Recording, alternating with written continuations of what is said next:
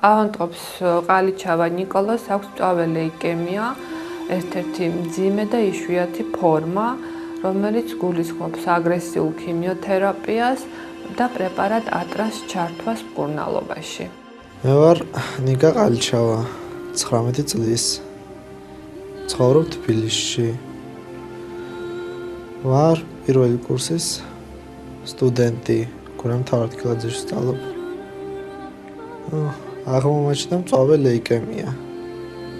საწყენი არ ეს გასასწრელი ჩვენი ოჯახისათვის უეცარი აღმოჩნდა. ეს დაავადება, რაც ჩემს შვილს ჭირს, განკურნებადია.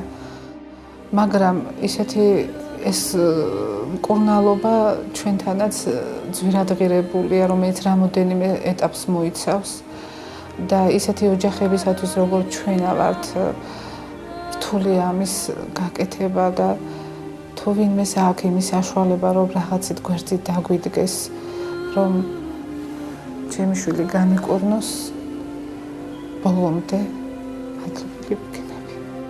ღმერთი დააფასებს და დაინახავს მათ ამ თანადგომას და ღმერთის წმენით და თანადგომით ამ პაციენტს ამ მძიმე დაავადებისაგან რამენაირად ვიხსნით. თუ საქართველოში შესაძლებელი იქნება ასეთი თანადგომის მიღწევა, მაშინ იმედი ვიქონიოთ, რომ ჩვენ დავამარცხებთ ამ დაავადებას.